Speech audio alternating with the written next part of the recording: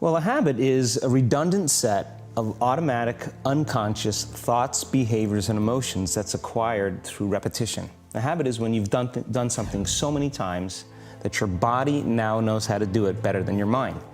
So if you think about it, people wake up in the morning, they begin to think about their problems. Those problems are circuits of memories in the brain. Each one of those memories are connected to people and things at certain times and places. And if the brain is a record of the past, the moment they start their day, they're already thinking in the past. Each one of those memories has an emotion. Emotions are the end product of past experiences. So the moment they recall those memories of their problems, they all of a sudden feel unhappy, they feel sad, they feel pain. Now, how you think and how you feel creates your state of being. So the person's entire state of being when they start their day is in the past. So what does that mean? The familiar past will sooner or later be predictable future. So if you believe that your thoughts have something to do with your destiny, and you can't think greater than how you feel, or feelings have become the means of thinking, by very definition of emotions, you're thinking in the past. And for the most part, you're going to keep creating the same life. So then people grab their cell phone, they check their WhatsApp, they check their text, they check their emails, they check Facebook, they take a picture of their feet, they post it on Facebook, they tweet something, they do Instagram, they check the news, and now they feel really connected to everything that's known in their life. And then they go through a series of routine behaviors. They get out of bed on the same side, they go to the toilet, they get a cup of coffee, they take a shower, they get dressed, they drive to work the same way, they do the same things, they see the same people, they push the same emotional buttons, and that becomes the routine, and it becomes like a program. So now they've lost their free will to a program, and there's no unseen hand doing it to them.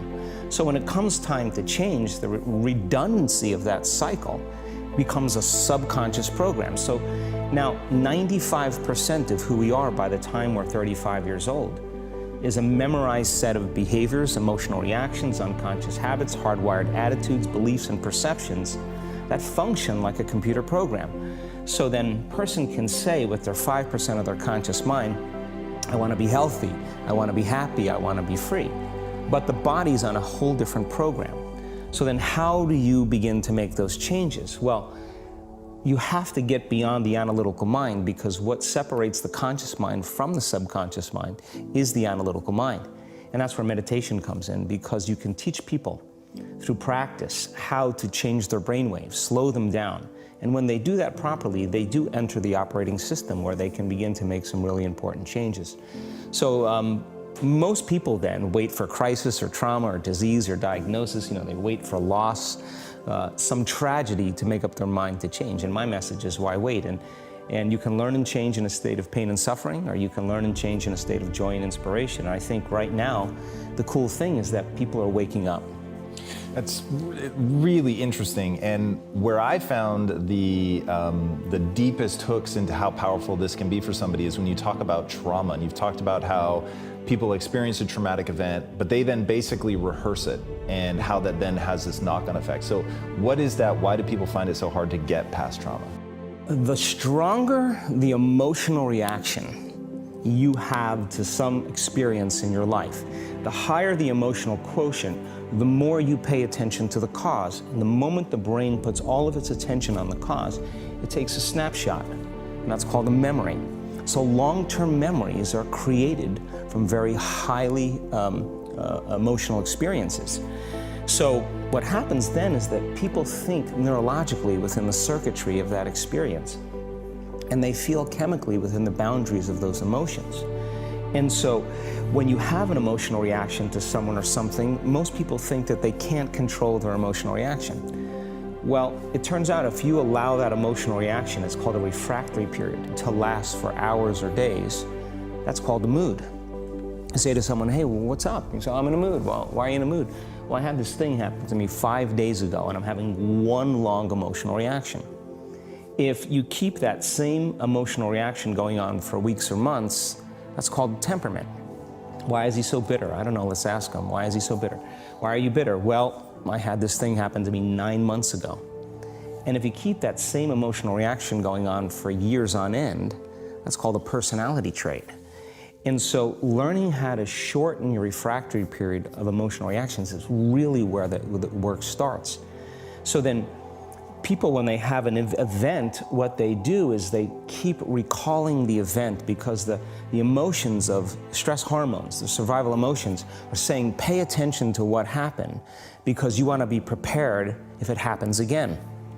Turns out most people spend 70% of their life living in survival and living in stress. So they're always anticipating the worst case scenario based on a past experience. And they're literally, out of the infinite potentials in the quantum field, they're selecting the worst possible outcome and they're beginning to emotionally embrace it with fear. And they're conditioning their body into a state of fear. Do that enough times, body has a panic attack without you. You can't even predict it because it's programmed subconsciously. So then you say to the person, why are you this way? And they'll say, I am this way because of this event that happened to me 15 or 20 years ago. And what that means from a biological standpoint is that they haven't been able to change since that event. So then the emotions from the experience tend to give the body and the brain a rush of energy. So people become addicted to the rush of those emotions, and they use the problems and conditions in their life to reaffirm their limitation, so at least they can feel something. So now when it comes time to change, you say to the person, why are you this way?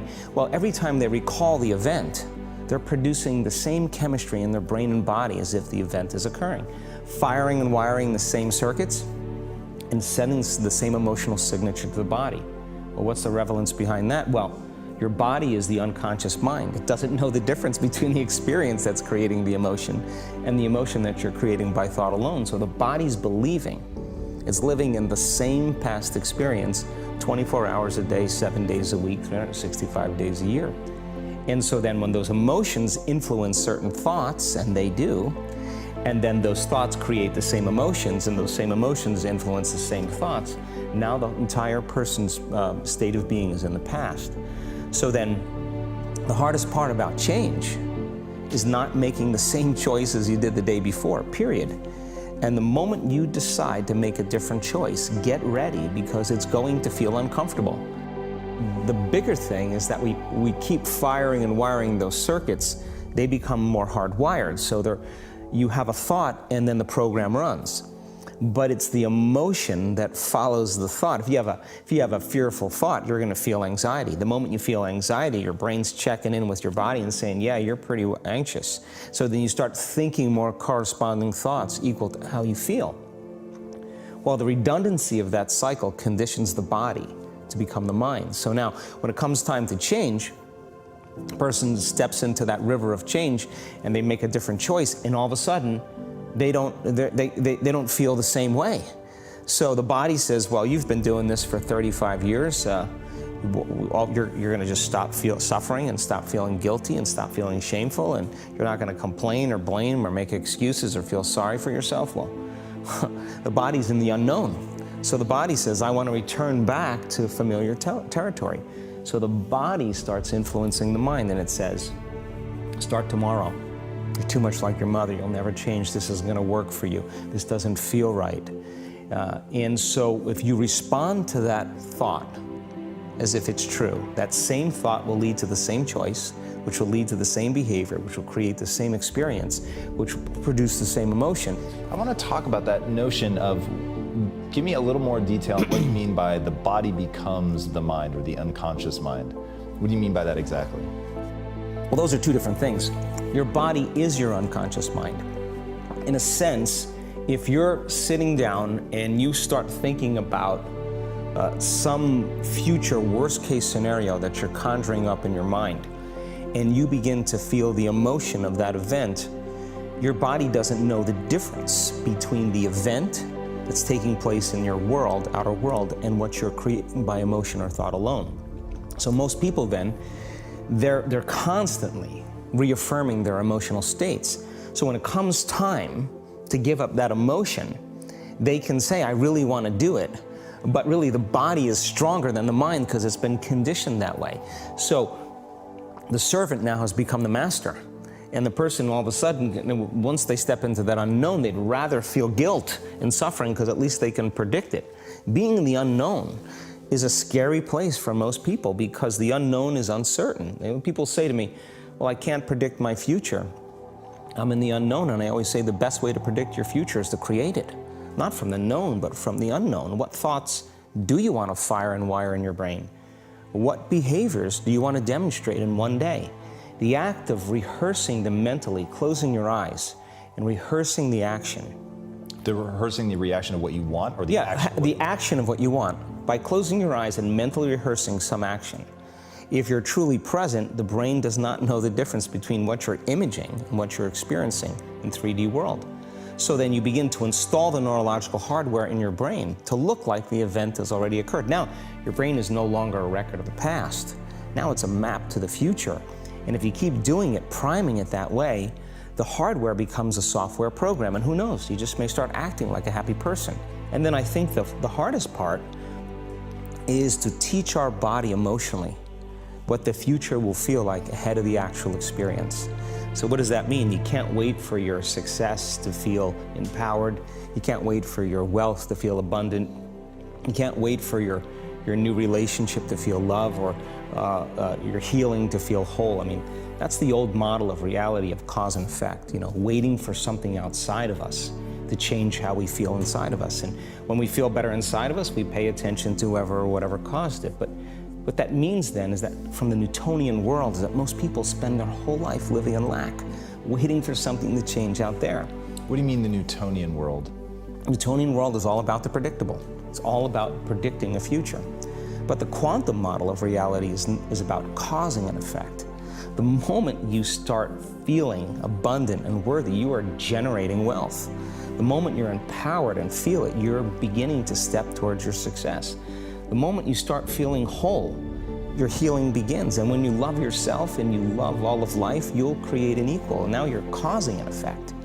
And I think that's the difference between living as a victim in your world, saying, I am this way because of this person or that thing or this experience. They made me think and feel this way.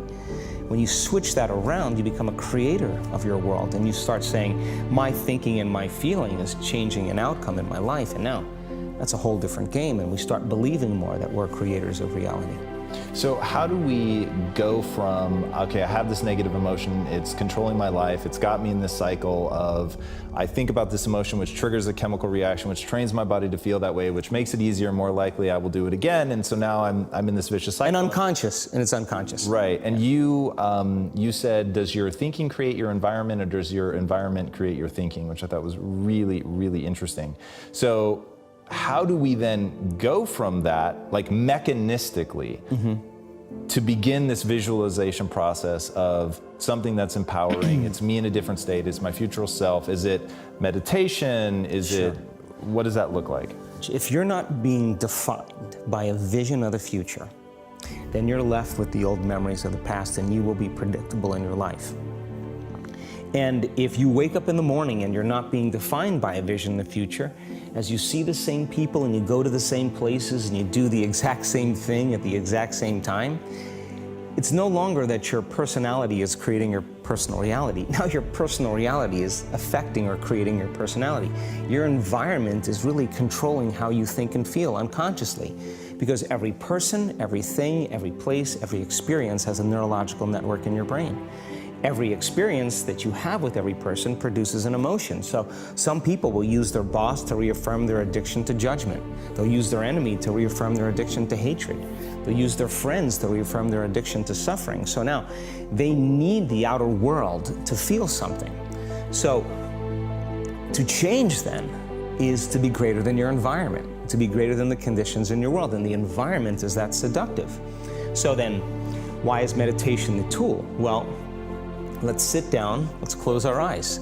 Let's disconnect from your outer environment. So if you're seeing less things, there's less stimulation going to your brain. If you're playing soft music or you have earplugs in, less sensory information coming to your brain, so you're disconnecting from your environment. If you can sit your body down and tell it to stay like an animal, stay right here.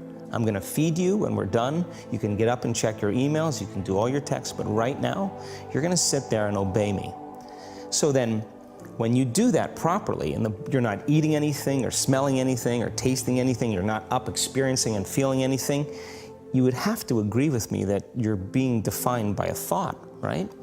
So when the body wants to go back to its emotional past, and you become aware that your attention is on that emotion, and where you place your attention is where you place your energy, you're siphoning your energy out of the present moment into the past, and you become aware of that. And you settle your body back down in the present moment, because it's saying, well, it's 8 o'clock, you normally get upset because you're in traffic around this time, and here you are sitting, and we're used to feeling anger, and you're off schedule. Oh, it's 11 o'clock, and you usually check your emails and judge everybody. Well, the body's looking for that predictable chemical state. Every time you become aware that you're doing that, and your body is craving those emotions, and you settle it back down into the present moment, you're telling the body, it's no longer the mind, that you're the mind, and now your will is getting greater than the program. And if you keep doing this over and over again, over and over again, over and over again, just like training a stallion or a dog, it's just gonna say, I'm gonna sit. And the moment that happens, and the body's no longer the mind, when it finally surrenders, there's a liberation of energy. We go from particle to wave, from matter to energy, and we free ourselves from the chains of those emotions that keep us in the familiar past. And we've seen this thousands of times. In fact, we can actually predict it now on a brain scan.